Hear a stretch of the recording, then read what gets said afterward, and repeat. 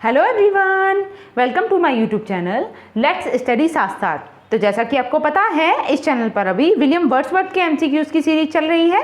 इसी सीरीज में आज की हमारी वीडियो है। आई होप प्रीवियस वीडियोस को आपने देख ही लिया होगा, और अगर अभी तक किसी ने नहीं देखा है तो वो चैनल पर जाकर देख सकते हैं। प्लेलिस्ट अवेलेबल है, आप प्लेलिस्ट को एक बार ही क्लिक करेंगे, सारी वीडियोज़ एक साथ में आपको मिल जाएंगी। ठीक है, फिर शुरू करते हैं। जैसा कि आपको पता ही है, लिटरेचर के हर एक एग्जाम में विलियम वर्ड्सवर्थ से क्वेश्चन बनता ही बनता है। तो फिर आप इसे एक टेस्ट की तरह भी ले सकते हैं। आप अपना स्कोर लास्ट में चेक कर सकते हैं कि कितना बना। उसी तरीके से प्रोग्रेस होती है, ठीक है, जब हम प्रैक्टिस करते हैं लगातार। चलिए फिर शुरू करते हैं। फर्स्ट क्वेश्चन देखिए, first question is Wordsworth reveals his views on nature in. Wordsworth ने हालांकि ज़्यादातर नेचर के विषय में ही लिखा है अपनी पोएट्रीज़ में, लेकिन यहाँ पे पूछा जा रहा है कि स्पेसिफिकली उन्होंने अपने व्यूज जो नेचर पे दिए वो किस पोएम में दिए। ऑप्शंस हैं Michael, daffodils, the world is too much with अस, या फिर टिंटन एबे। क्या हो सकता है इसका करेक्ट आंसर?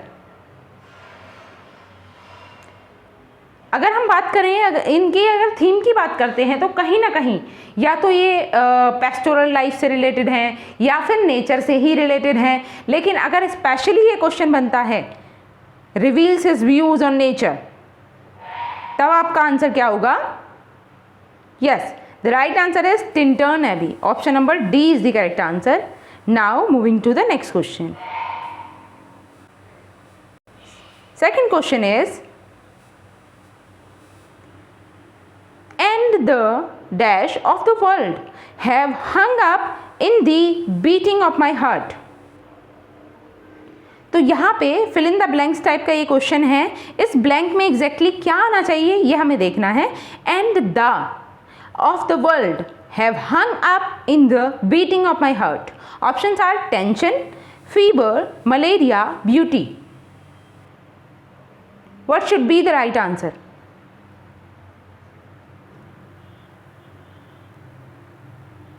सोचिए, आंसर कीजिए।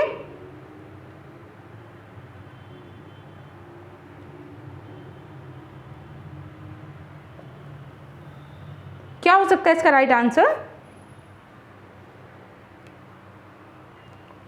यस, यहां पे जो एग्जैक्टली वर्ड है वो है and the fever of the world have hung up on the beating of my heart. Okay, तो यहां पे option number B is the correct answer, fever. Moving to the next question. Third is how often in spirit have I turned to thee? Thee refers to. इस line में thee किसके लिए refer किया गया है? How often in spirit have I turned to thee? Options are the river way, Dorothy Wordsworth, natural scene, या फिर Mary। What should be the right answer? सोचिए, आंसर कीजिए। ये जो दी वर्ड है ये किसको रेफर किया गया है यहाँ पे? Yes, option number A is the correct answer, river Wye. ठीक है, now moving to the next question. Fourth is Wordsworth calls the river Wye. Wordsworth river Wye को क्या कहते हैं? Options are sylvan, beautiful, heavenly, blissful.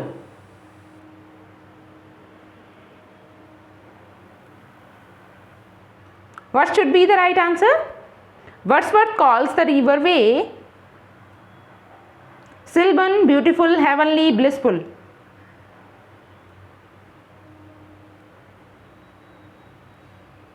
सोचिए, answer कीजिए। Yes, यहां पे जो राइट आंसर है वो है सिल्वन। Option number A is the correct answer, sylvan. Next question is Wordsworth find the life and food in the present movement for. Options are future years, present time, past years, peaceful years.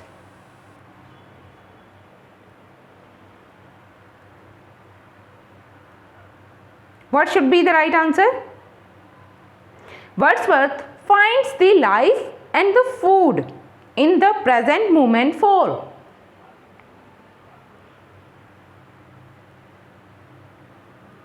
Yes, for future years. Option number A is the correct answer. Moving to the next question. Sixth is Wordsworth compares himself to. Wordsworth अपने आप को किससे compare करते हैं? A bird, a deer, a roe, a rabbit. क्या हो सकता है इसका correct answer?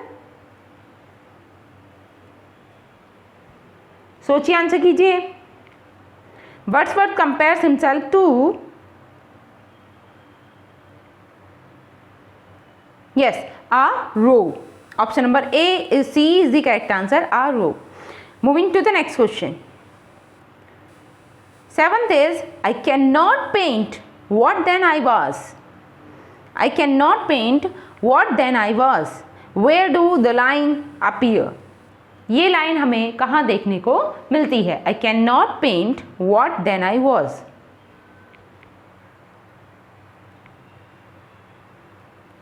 Options are Michael, Daffodil, The World is Too Much With Us या फिर Tintin Abbey. सोचिए, आंसर कीजिए.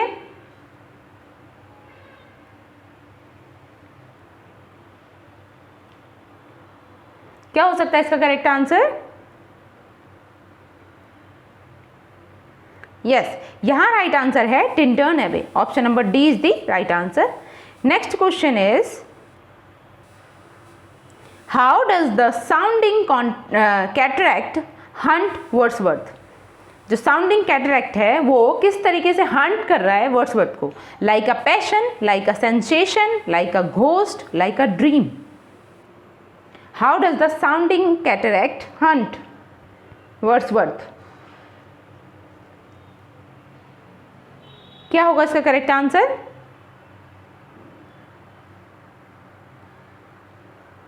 सोचिए, आंसर कीजिए.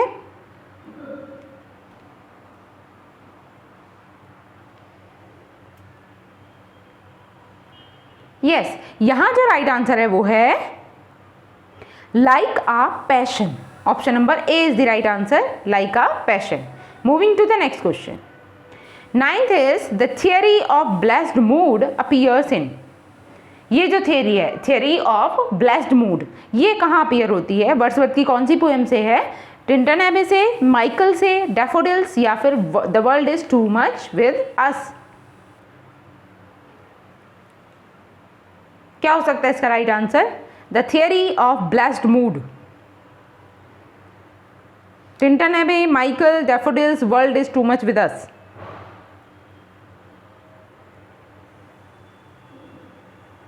सोचिए, आंसर कीजिए.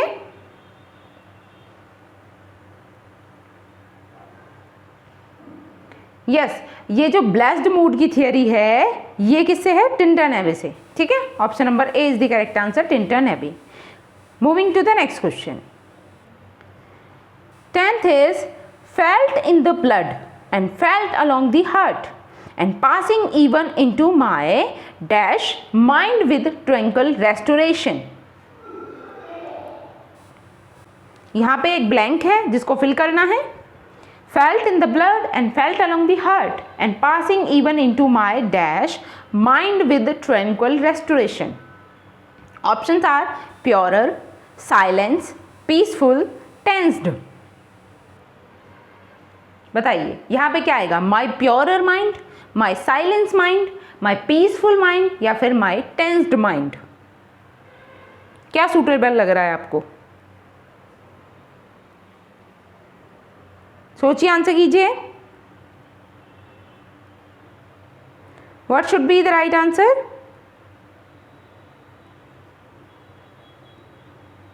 Yes, purer mind. Option number A is the correct answer, my purer mind. Moving to the next question. 11th is as is a landscape to a blind man's eye appears in. ये हमें कहाँ देखने को मिलती है line? as is a landscape to a blind man's eye. Options are Michael, Daffodils, The World is Too Much With Us, Tintin Abbey. तो Wordsworth की कौन सी पोएम में ये आपको लाइन देखने को मिलती है? As is a landscape to a blind man's eye. सोचिए, आंसर कीजिए. What should be the right answer? Michael, Daffodils, The World is Too Much With Us या फिर Tintin Abbey?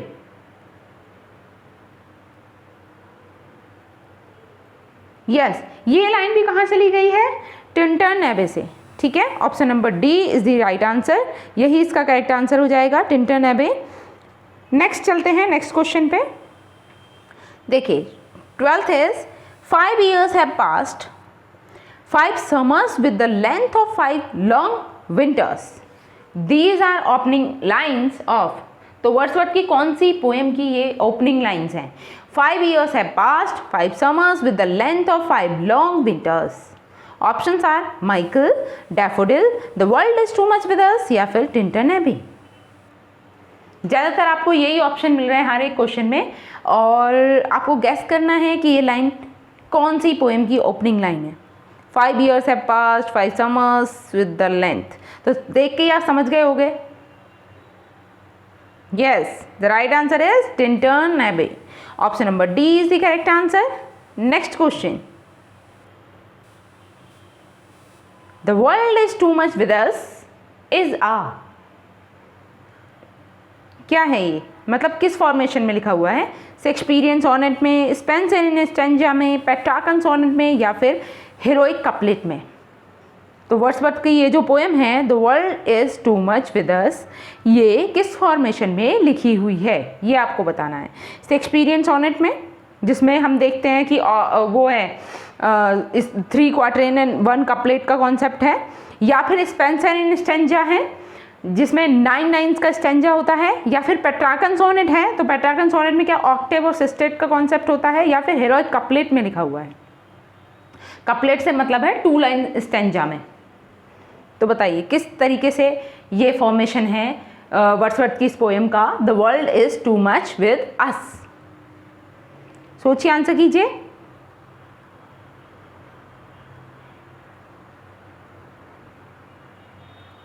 What should be the right answer?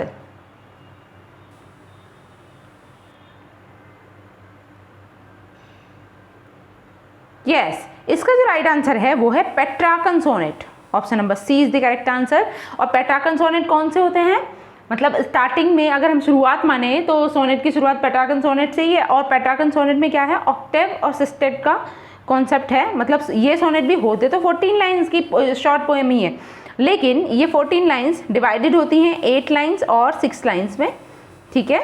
जो 8 lines वाला stanza होता है उसे हम ऑक्टेव बोलते हैं, और जो 6 लाइन वाला स्टेंजा होता है उसे हम सिस्टेट बोल देते हैं, ठीक है। Now moving to the next question. Next is, it is a record of lyric discontinuities and doubts in search of the continuous and encyclopedia in human experience. This is what William Charest या William Christie writes about. ये जो lines हैं ये William Christie ने किसके लिए लिखी है?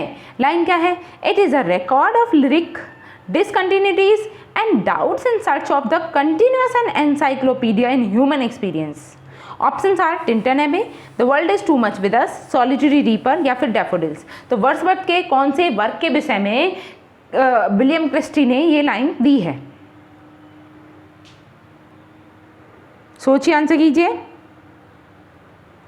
क्या हो सकता है इसका करेक्ट आंसर?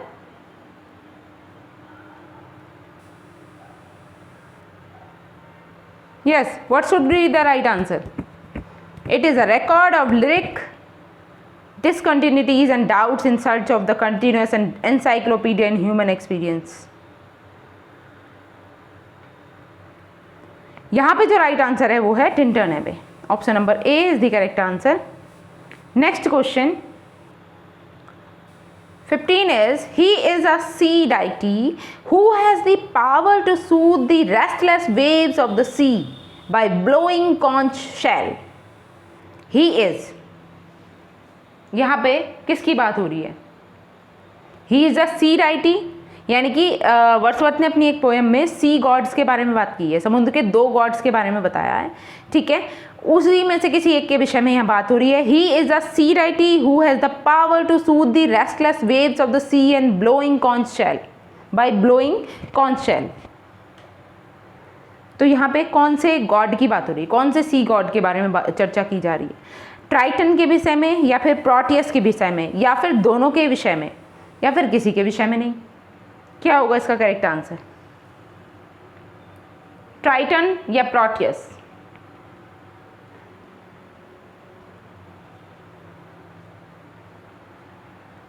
वो गॉड कौन है जिसमें जो समुद्र की वेव्स हैं, जो रेस्टलेस वेव्स हैं, उनको काम करने की पावर थी? यस, उस गॉड का नाम है Triton. Option number A is the correct answer, Triton. Next question, next is he is a sea god, he can change his shape at will. He is, ये भी एक सी गॉड है जो अपनी शेप को चेंज कर सकता है अपनी इच्छा अनुसार। वो कौन है? Options are Proteus, Triton, both are correct, both are wrong. बताइए इसका क्या होगा right answer? He is a sea god, he can change his shape at will. सोचिए, आंसर कीजिए। What should be the right answer? Yes. क्या हो सकता है इसका करेक्ट आंसर?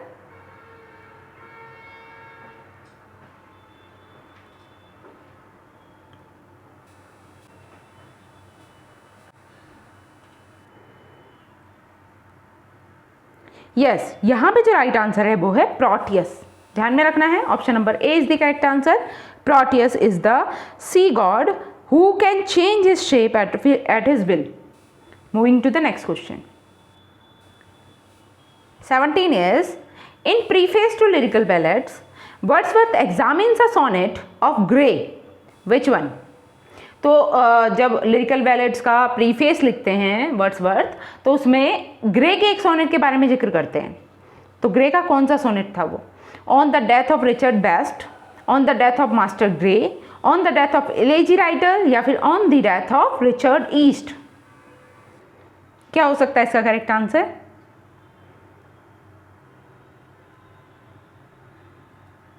सोचिए, आंसर कीजिए।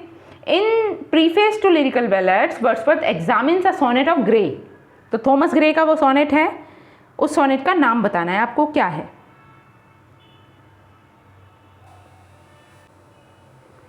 बताइए क्या हो सकता है इसका राइट आंसर? यहां पे जो करेक्ट आंसर है वो है option number A, on the death of Richard West. ये ध्यान में रखना है आपको, इंपॉर्टेंट क्वेश्चन है, ठीक है। Now moving to the next question. 18 is, Coleridge was Wordsworth's friend, he died in। Coleridge जो थे वो, जैसे कि आप जानते हैं कि लिरिकल बैलेड जो है एक कोलैबोरेटिव वर्क है कॉलरिज का और वर्ड्सवर्थ का, जिसमें वर्ड्सवर्थ ने 19 पोएम्स लिखी और कॉलरिज ने 4 पोएम्स लिखी थी, ठीक है। ये बहुत ही अच्छे फ्रेंड्स थे। अब यहाँ पे पूछा जा रहा है कि कॉलरिज की मृत्यु कब होती है? क्या वर्ड्सवर्थ से पहले ही हो गई थी या वर्ड्सवर्थ के बाद में हुई थी? ईयर हैं 1834, 1835, 1836, 1839। तो इससे आप समझ गए होंगे, क्योंकि वर्ड्सवर्थ की डेथ जो होती है वो 1850 में होती है, तो इसका मतलब वर्ड्सवर्थ से पहले ही कॉलरिज की मृत्यु हो जाती है। किस ईयर में होती है? बताइए क्या होगा इसका right answer? Yes, 1834। Option number A is the correct answer. Next question. Next is, Wordsworth gives you the bird and the flowers and the wind and the tree and the leaves just as they are, and is content to let them speak their own message. Who expressed this opinion about Wordsworth? तो Wordsworth के विषय में ये opinion किसने दिया है कि Wordsworth ने जो नेचर की जितनी भी चीज़ें हैं ना, वो उन्हें एज इट इज़ रिप्रेजेंट करते हैं वर्ड्सवर्थ। इसलिए उन्होंने ये स्टेटमेंट दी है वर्ड्सवर्थ के विषय में कि Wordsworth gives you the bird and the flower, the wind and the tree and the leaves just as they are, and is content to let them speak their own message. ठीक है, तो ये Wordsworth के विषय में कहने वाला कौन है? Options are Rickett, Samson, Keats या फिर लॉन्ग। क्या होगा इसका राइट आंसर? सोचिए, आंसर कीजिए। जैसे कि आप जानते हैं कि वर्ड्सवर्थ के बहुत सारे क्रिटिक्स रहे हैं, कुछ लोग ऐसे थे जिन्होंने उन्हें क्रिटिसाइज़ किया है, बहुत ही अलग तरीके के जो कमेंट्स हैं उन पे किए हैं, जैसे लॉस्ट लीडर वाला कमेंट हुआ, ठीक है। और बहुत से क्रिटिक्स हैं जिन्होंने उन्हें प्रेज भी किया है, जैसे कि लॉन्ग। तो यहाँ पे ये जो स्टेटमेंट है वो भी WJ लॉन्ग की ही है। Option number D is the correct answer, Long, ठीक है। Now moving to the next question. Who is absolutely without humor according to Long? Long के अकॉर्डिंग कौन, मतलब Long ने किसको कहा है absolutely without humor? Option are Shelley, Keats, Saudi या फिर वर्ड्सवर्थ। तो ये तो आपके लिए इजी क्वेश्चन बन गया, क्योंकि जैसे कि वर्ड्सवर्थ की सीरीज चल रही है तो आप कॉमन सेंस के अकॉर्डिंग यहाँ पे आंसर कर ही सकते हो कि वर्ड्सवर्थ के विषय में ही कहा होगा एब्सोल्युटली, ठीक है। तो यहाँ पे जो राइट आंसर हो जाएगा वो है William Wordsworth. Option number D is the correct answer. Next is, Wordsworth is not always melodious and he is seldom graceful and only occasionally inspired. Who said? ये statement Wordsworth के लिए किसने कही? Wordsworth is not always melodious and he is seldom graceful and only occasionally inspired. Options are William J. Long यानी कि WJ Long, Compton Rickett, Sampson या फिर Arnold. Who is the speaker here? सोचिए और आंसर कीजिए, क्या होगा इसका करेक्ट आंसर? यस, यहां पे भी ये जो स्टेटमेंट दी है वो भी किसने दी है? विलियम जे लॉन्ग यानी WJ लॉन्ग ने। Option number A is the right answer. Moving to the next question. 22 is the charge of tribalism can be brought against the work of। तो ये जो चार्ज है किस चीज़ का? ट्राइबिलिटी का। ट्राइबिलिटी का जो चार्ज है वो किसके वर्क्स के अगेंस्ट लगाया जा सकता है? ऑप्शंस हैं Wordsworth, Coleridge, Southey, Tennyson. The charge of triviality can be brought against the work of William Wordsworth, ठीक है, ध्यान में रखना है। Option number A is the correct answer. चलिए next question. 23 is Wordsworth was hardly a man but a wandering spirit with strange adventures and no end to them. Who said? यहाँ पर speaker कौन है? Wordsworth has hardly a man but a wandering spirit with strange adventures and no end of them. Options are Milton, Lamb, Coleridge, Shelley. इसका correct answer क्या होगा?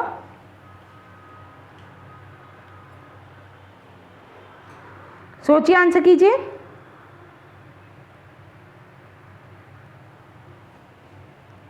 Yes, ये जो statement कही है वो कही है PB शैले ने। Option number D is the correct answer. Next question. This sea that bears her bosom to the moon, which figure of speech is used in the line from the world is too much with us? सबसे पहली और important चीज़ ये कि ये जो line है this sea that bares her bosom to the moon, ये William Wordsworth के एक work the world is too much with us से है। ये भी आपको ध्यान में रखना है क्योंकि ऐसा भी पूछा जा सकता है कि विलियम वर्ड्सवर्थ के कौन से वर्क से है, तो ध्यान में रखना है। अब दूसरी चीज़ ये कि फिगर ऑफ स्पीच में भी अक्सर ये लाइन पूछी गई है, इसलिए मैंने यहाँ पे इसे लिया है। अब बताइए इसमें कौन सी फिगर ऑफ स्पीच होगी? This sea that bares her bosom to the moon. Options are simile, personification, metaphor या फिर हाइपरबोली।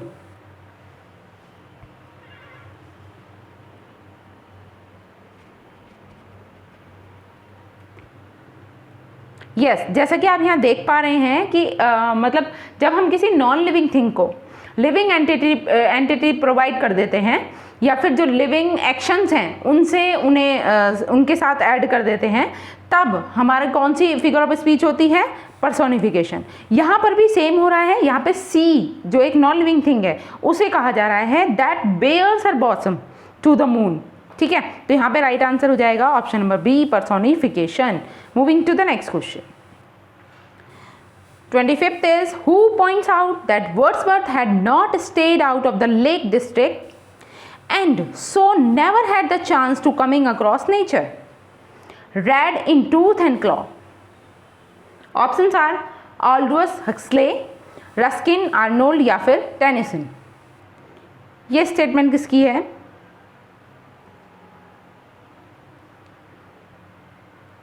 सोचिए, आंसर कीजिए। क्या हो सकता है यहाँ पे correct answer?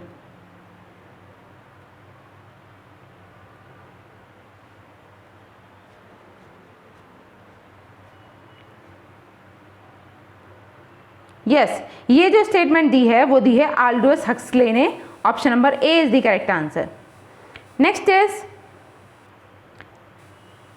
Who calls Wordsworth one of the chief glories of English poetry? Wordsworth को किसने कहा है one of the chief glories of English poetry? Options are Arnold, Milton, Tennyson, कॉलरिस्ट।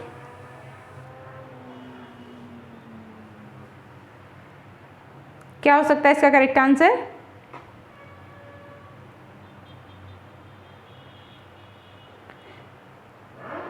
One of the chief glories of English poetry.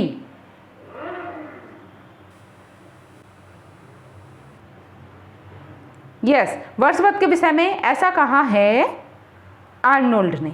ठीक है, option number A is the correct answer, Arnold. Moving to the next question 27 is who calls Wordsworth a mountain the most massive in that lofty range which is called the romantic revival? Options are John Crow Ransom, Samson Rickett, J.C. Smith। Wordsworth के विषय में ये statement किसने दी है? अ mountain the most massive in that Lofty range which is called the romantic revival. सोचिए, answer कीजिए। यहां करेक्ट आंसर क्या होगा?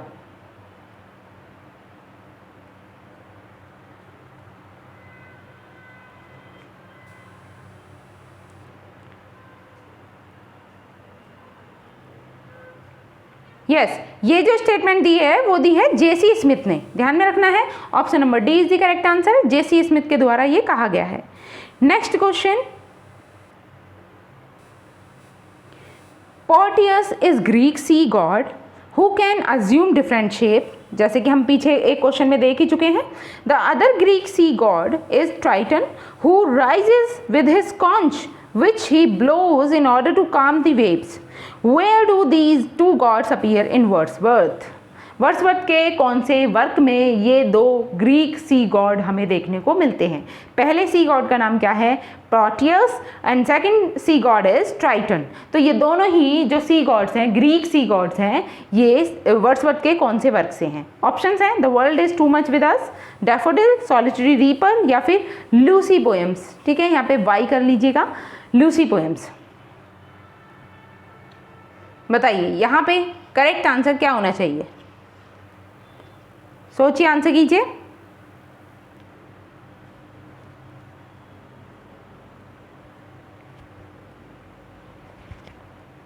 यस, ये जो टू ग्रीक सी गॉड्स हैं ये हमें देखने को मिलते हैं the world is too much with अस में। ठीक है, option number A is the correct answer, the world is too much with us. Next question, Coleridge was the first to criticize Wordsworth theory of poetic diction in। तो यहाँ पे कहा गया है कि वर्ड्सवर्थ की जो थियोरी ऑफ पोएटिक डिक्शन है उसको क्रिटिसाइज किया था पहली बार कॉलरिज ने अपने कौन से वर्क में? ऑप्शन है बायोग्राफिया लिटरेरिया, प्रिल्यूड या फिर लिरिकल बैलेट्स या फिर डैफोडिल्स। तो यहाँ पे आप एलिमिनेशन मेथड को यूज़ कर सकते हो। जैसे कि आप जानते हो कि कॉलरिज जो क्रिटिसाइज करेंगे वो अपने वर्क में करेंगे। ठीक है, तो यहाँ पे अगर हम कहें डैफोडिल, तो डैफोडिल वर्ड्सवर्थ का वर्क है। ठीक है, वर्ड्सवर्थ के द्वारा लिखी गई पोएम है। ऐसे ही अगर हम बात करें prelude it is also autobiography of William Wordsworth. ठीक है, अभी हमारे पास दो ऑप्शन बचते हैं, लिरिकल बैलेट्स में भी क्योंकि कॉलेज का कोलैबोरेशन है तो हो सकता है उसमें क्रिटिसाइज किया हो, या फिर बायोग्राफी या लिटरेरिया। क्या हो सकता है इसका राइट आंसर? सोचिए, आंसर कीजिए। What should be the correct answer? Yes, यहाँ पे जो राइट आंसर है वो है Biographia Literaria. Option number A is the correct answer. Now moving to the next question, और ये आज का हमारा लास्ट क्वेश्चन है और साथ ही साथ इस सीरीज़ का भी, मतलब वर्ड्सवर्थ के अब हम आगे क्वेश्चन नहीं करेंगे। काफ़ी टाइम हमने विलियम वर्ड्सवर्थ पे ले लिया है, क्यों, और ये बहुत ही कॉमन राइटर हैं तो इसे हर कोई पढ़ता है। मैं चाहती हूँ कि हर एक राइटर कवर हो, उसके बाद जितनी भी एजेस इस सिलेबस में हैं वो भी कवर अप होनी चाहिए। इसलिए हम वर्ड्सवर्थ को यहीं पर बाइंड अप करेंगे इस क्वेश्चन के बाद में। उसके बाद अगला राइटर हम कल की सीरीज़ में आपको नेक्स्ट राइटर मिलेगा, ठीक है। हम जल्दी जल्दी से कवर अप करना चाहते हैं जिससे कि आपका पूरा सिलेबस कंप्लीट हो जाए। देखिए 30 question, the language of poetry is a selection of the real language of man in a state of vivid sensation, whose opinion is this. तो पोइट्री के विषय में ये ओपिनियन किसने दिया है, या पोइट्री की एक तरीके से, पोइट्री को इस तरीके से डिफाइन किसने किया है। The language of poetry is a selection of the real language of man in a state of vivid sensation. Options are Coleridge, Lamb, Wordsworth, Keats. तो लास्ट क्वेश्चन था, इजी वन भी है, बताइए क्या होगा इसका राइट आंसर। यस, यहां पे जो राइट आंसर होगा वो है William Wordsworth. Option number C is the correct answer. I hope मेरी ये सीरीज आपको अच्छी लगी होगी। अब हम इस आज के लिए इतना ही रखेंगे, ठीक है। और कमेंट बॉक्स में ज़रूर बताइएगा कि आपको ये वीडियोस कैसी लगी। विलियम वर्ड्सवर्थ को यहीं पे हम बाइंड अप कर रहे हैं। अब हम कल नेक्स्ट हमारा जो रोमांटिक पोएट है अकॉर्डिंग टू द सिलेबस उसकी वीडियो लेकर आएंगे, उसके एमसीक्यूज को करेंगे, ठीक है। और चलिए फिर आज के लिए हम इतना ही रखते हैं। Thanks for watching, keep learning and keep supporting me. Thank you.